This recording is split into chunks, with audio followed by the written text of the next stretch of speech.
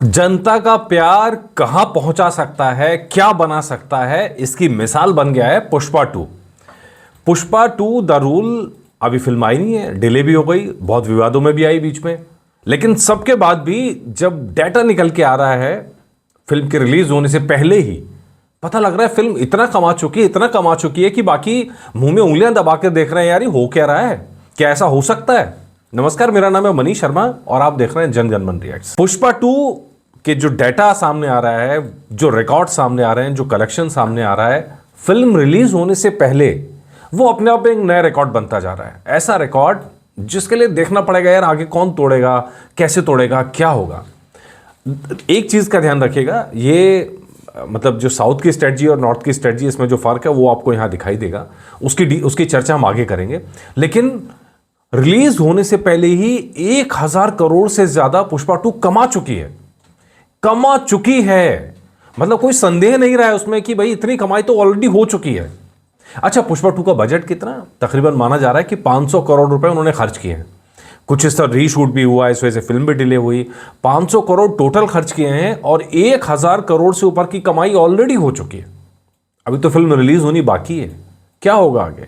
तो चलिए कैसे कैसे इसका ब्रेकअप देखते हैं। तो सबसे पहले आप ये देखिए, जो इसके थिएट्रिकल राइट्स हैं वो 640 करोड़ में बेचे गए हैं। 640 करोड़, मतलब जो फिल्म में कुल लागत थी, फिल्म की लागत से ज्यादा ऑलरेडी राइट्स बेच के जो प्रोड्यूसर्स हैं वो कमा चुके हैं। 640 करोड़ थिएटर से, ओनली थिएटर से। ठीक है जी, भारत और विदेश सब मिला के एक, मतलब प्रोड्यूसर्स ने अपना मुनाफा सेट कर लिया है। उनको अब कोई टेंशन नहीं है फिल्म चले ना चले क्या होगा, उन्होंने अपना मुनाफा सेट कर लिया। एक बात।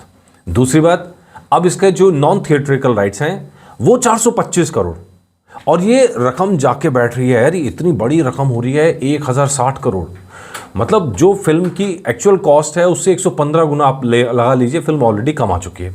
चलिए इसके अब ब्रेकअप देखते हैं इसका। तो आंध्र प्रदेश और तेलंगाना में 220 करोड़, क्योंकि मूलतः तेलुगु फिल्म है इसलिए वहाँ सबसे ज़्यादा मार्केट के अंदर। और हमने देखा था पहले भी, जब पुष्पा आई थी तब भी क्रेज़ देखा था। और पुष्पा क्रेज़ तो सिर्फ तेलुगु स्टेट्स में नहीं रहा, पूरे भारत में फैला था, नॉर्थ इंडिया में भी फैला था, सब जगह फैला था। लेकिन तेलुगु फर्स्ट प्रायोरिटी, तेलुगु में डिमांड सबसे ज़्यादा, इसलिए 220 करोड़ की रेट लगाया गया है तेलुगु बेल्ट के अंदर। ठीक है जी। उसके बाद आते हैं हिंदी के अंदर 200 करोड़ की कमाई। 200 करोड़ हिंदी के अंदर थिएट्रिकल राइट्स के लिए ऑलरेडी इसकी कीमत लग चुकी है, पैसे की जो डील है वो हो चुकी है। तो मतलब 420 करोड़ रुपए तो नॉर्थ इंडिया से और तेलुगु स्टेट से। इसके अलावा तमिलनाडु से 50 करोड़ रुपए की कमाई ये फिल्म कर चुकी है, कर्नाटक से 30 करोड़, केरल में 20 करोड़ और विदेशी बाजारों से, ओवरसीज मार्केट से 140 करोड़ रुपए की कमाई करी है। अच्छा, कंफ्यूजन क्या है? ये डाटा हमने देख लिया कि भाई 640 करोड़ रुपए का डाटा है जो थिएट्रिकल राइट से बेचा गया। अब जब आप इसे समझेंगे, जब फिल्म रिलीज होगी तो क्या कमाई बढ़ती जाएगी? ना, नहीं बढ़ेगी।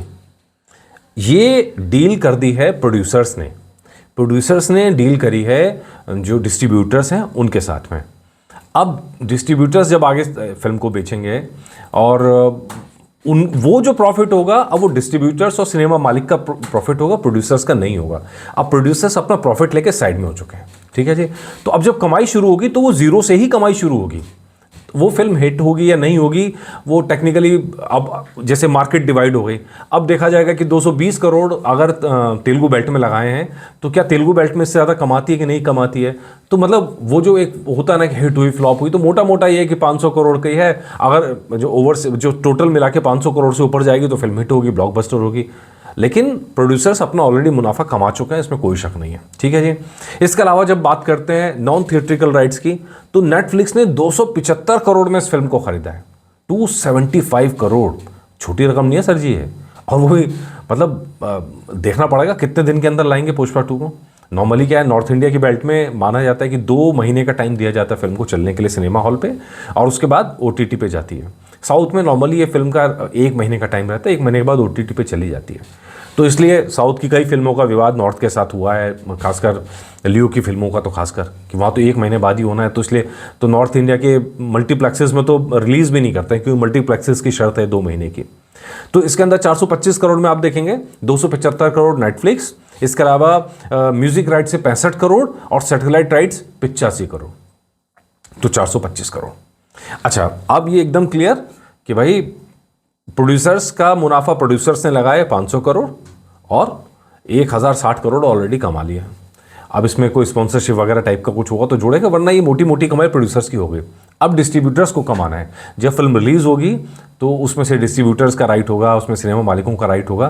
तब देखना होगा कि क्या वाकई ये 1000 करोड़ तक पहुंचती है कि नहीं पहुंचती है। अगर नहीं पहुंचती है तो जो इसके डिस्ट्रीब्यूटर्स हैं वो लॉस में रहेंगे, प्रोड्यूसर तो फायदे में आ चुके हैं एकदम। ये तो स्टार पावर है सर, स्टार पावर इसी को कहते हैं कि फिल्म रिलीज होने से पहले ही प्रोड्यूसर्स को मुनाफा दी गई। अब जो रिस्क लिया है वो डिस्ट्रीब्यूटर्स ने लिया है। आगे जो होगा अपडेट आपके लिए ज़रूर लेके आएंगे। नमस्कार।